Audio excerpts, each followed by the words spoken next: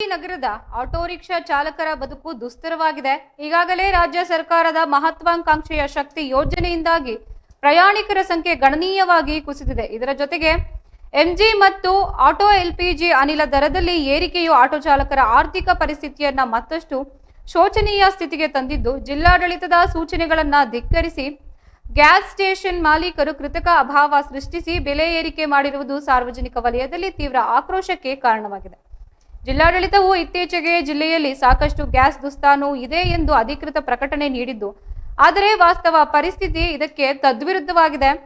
Gas ತುಂಬಿಸಲು ಹೋದರೆ station ಮಾಲೀಕರು ಸ್ಟಾಕ್ ಇಲ್ಲ ಎಂದು ಹೇಳ್ತಾ ಇದ್ದಾರೆ. ಆದರೆ ಬೆಲೆ ಏರಿಕೆಯಾದ ಕೆಲವೇ ಗಂಟೆಗಳಲ್ಲಿ ಗ್ಯಾಸ್ ಲಭ್ಯವಾಗ್ತಾ ಇದೆ. ಇದು ಉದ್ದೇಶಪೂರ್ವಕವಾಗಿ ಮಾಡುತ್ತಿರುವ ಲೂಟಿ ಎಂದು ಆಟೋ ಚಾಲಕರು ಆರೋಪಿಸಿದ್ದಾರೆ. ಈ ಕುರಿತು ಜಿಲ್ಲಾಡಳಿತವು ಸೂಕ್ತ ಕ್ರಮ ಕೈಗೊಳ್ಳಬೇಕೆಂದು ಆಗ್ರಹಿಸಿದ್ದು, ಆಟೋ ಚಾಲಕರ ಸಂಕಷ್ಟ ಅಷ್ಟಿಷ್ಟಲ್ಲ, ಶಕ್ತಿ ಯೋಜನೆಯಿಂದಾಗಿ ಪ್ರಯಾಣಿಕರಿಗಿಲ್ಲದ ಬಾಡಿಗೆಗಾಗಿ ಪರದಾಡುವಂತಾಗಿದೆ.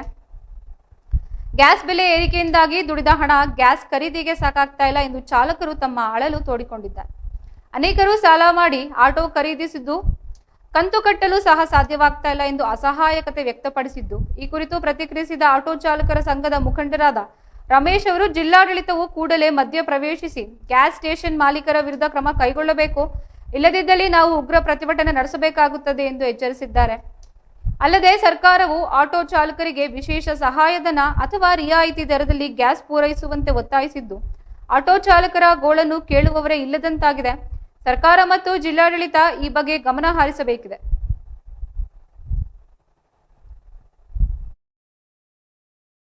ಜೈಲಾನಿ ಅಂತ ಇದು ಗ್ಯಾಸ್ ಪ್ರಾಬ್ಲಮ್ ಹೆಚ್ಚು ಬರತೈತ್ರಿ ಸರ್. ಮತ್ತು ಗ್ಯಾಸ್ ಪ್ರಾಬ್ಲಮ್ ಹೆಚ್ಚು ಬಂದೆ ಗ್ಯಾಸ್ ದರಾನ ಹೆಚ್ಚಾಗಿದ್ದು. ನಂಬರ್ ಎಲ್ಲೇ ಹೋಗಿದಂದ್ರೆ ಗ್ಯಾಸ್ ಪಂಪ್ದಾಗ ಗ್ಯಾಸ್ ಸಿಗುವಂತ. ಆಮೇಲೆ ಎಲ್ಲಾ ಇದು ಸಮಸ್ಯೆ ಏನಾರ ಐತೆ ಜಿಲ್ಲಾ ಪಂಚಾಯತ್ ಅವರು ಮತ್ತ ನಮ್ಮ DC ಸಾಹೇಬ್ರು ಎಲ್ಲಾರು ಇದ್ ಮಾಡ್ಬೇಕು ಸರ್. ಇದು ನಮ್ಗೆಲ್ಲಾ ಏನೈತಿ ಸಮಸ್ಯೆ ನಮ್ಗ ಇದ್ ಮಾಡಿ ಕೊಡ್ಬೇಕು ನೋಡ್ರಿ ಸರ್. ಎಲ್ಲಾ ಇದಾಗೈತ್ರಿ, ನಮ್ ಬಾಳ್ ಪ್ರಾಬ್ಲಮ್ ಆಗತೈತ್ರಿ. ಒಂದೊಂದ್ ಕಡೆ ರೇಟ್ ಪಂಪ್ದಾಗ ಹೆಚ್ಚೈತಿ, ಒಂದ್ ಕಡೆ ಕಡಿಮೆ ಐತಿ.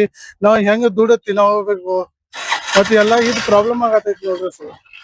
ಎಷ್ಟು ವೇರಿಯೇಷನ್ ಆಗಿದೆ ಅಂದ್ರೆ ಜಾಸ್ತಿ ಎಷ್ಟು ತಗೋತಾ ಇದಾರೆ ಅಮೌಂಟ್? ಈಗ ನೋಡ್ರಿ ಮೊದಲು 60 ರೂಪಾಯಿ 65 ರೂಪಾಯಿ ಇತ್ತು. ಈಗ 97 ಆಗಿತ್ರಿ ಸರ್. 97 ರೂಪಾಯಿ ಆಗೈತಿ. ನಾವ್ ಹಿಂಗ ಮಾಡಿದಂದ್ರ ನಾವ್ ಹೆಂಗ್ ದುಡ್ಡು ತಿನ್ಬೇಕ್ರಿ? ಮತ್ ನಮ್ ಮನಿ ಹೆಂಗ್ ನಡಿಬೇಕು? ಎಲ್ಲಾ ನಾವ್ ರಿಕ್ಷಾ ಬಾಡಿಗೆ ಕೊಡ್ಬೇಕು ಮತ್ತು ಇದು ಎಲ್ಲಾ ಕೊಡ್ಬೇಕು ಆಕಿತ್ರಿ ಸರ್. ಮನಿ ನಡೆಸ್ಬೇಕು, ಹೆಂಗ್ ಇದ್ ಮಾಡ್ಬೇಕ್ರಿ ಸರ್? ನಮ್ಮ ಹೆಸರು ಜೈಲಾನಿ ಅಂತ ಸರ್. ನನ್ನ ಹೆಸರು ಬಾಗಣ್ಣಪ್ಪ ಕಂಪಿ ಅಂತ ಹೇಳ್ರಿ, ಆಟೋ ಡ್ರೈವರ್ ನಾವು. ಈಗ ಬೆಳಗಾವಿ ಜಿಲ್ಲಾಡಳಿತ ಏನ್ ಹೇಳ್ತಾ ಇದೆ, ಆಟೋ ಚಾಲಕರಿಗಾಗ್ಲಿ ಇನ್ನೊಂದಾಗ್ಲಿ ಗ್ಯಾಸ್ ವ್ಯತ್ಯಯ ಆಗ್ತಾ ಇಲ್ಲ ಅಥವಾ ತೊಂದರೆ ಇಲ್ಲ ಅಂತ ಹೇಳಕತ್ತಾರೆ. ಏನ್ ತೊಂದರೆ ಐತ್ರಿ ಸರ್. ನೀವು ಸ್ಟಾಕ್ ಇದ್ರು ಗ್ಯಾಸ್ ಹಾಕಾಕ್ತಾ ಇರಲಿಲ್ಲ ಅವ್ರು. ಆಮೇಲೆ ಒಂದ್ ರಾತ್ರಿಯಾಗನ ರೇಟ್ ಜಂಪ್ ಮಾಡಿಬಿಡತ್ತಾರೆ. ರೇಟ್ 85 ಇದ್ದುದು ಇವತ್ತು 100 ರೂಪಾಯಿ ಹೇಳ್ತಾರು. ನಾವ್ ಹಾಕ್ಬೇಕೇನ್ ಬಿಡ್ಬೇಕ್ರಿ? ನಮ್ ದಂಧೆ ನಾವ್ ನಡ್ಸಬೇಕಲ್ಲ. ಮನಿ ಮುಂದ್ ಹಚ್ಕೊಂತಾರ ನಮ್ಗ ನಡೆಯೋದಿಲ್ಲ. ಅದ್ರ ಸಂಬಂಧ ನಮ್ಮ ಹೊಟ್ಟಿ ಪಾಡಿಗಾಗಿ ನಾವ್ ಏನ್ರ ಮಾಡ್ಬೇಕಾಗ್ತದೆ. ಹಿಂಗ ಹಾಕ್ಯಾರ ನಮ್ ಬೆಳಗಾಂದಲ್ಲಿ ಎಲ್ಲಾ ಗ್ಯಾಸ್ ಪಂಪ್ದವ್ರು ಸ್ಟಾಕ್ ಇದ್ರು ಗ್ಯಾಸ್ ಹಾಕಾಕ್ತಾ ಇರಲಿಲ್ಲ. 2 ದಿವಸ ಆತು ಬೆಳಗಾವ್ ಎಲ್ಲಾ ಪಂಪ್ಗಳು ಎಲ್ಲಾ ಕಡೆ ಅಡ್ಡಾಡತ್ತೇವ್ರಿ ನಾವು. ಗ್ಯಾಸ್ ಸಿಗಾಕ್ತಾ ಇರಲಿಲ್ಲ. ಹಿಂಗಾಗಿ ನಮ್ಮ ಎಲ್ಲಾ ಆಟೋ ಡ್ರೈವರ್. ನನ್ನ ಹೆಸರು ಬಾಗಣ್ಣಪ್ಪ ಕಂಪಿ ಅಂತ ಹೇಳ್ರಿ, ಆಟೋ ಡ್ರೈವರ್ ನಾವು.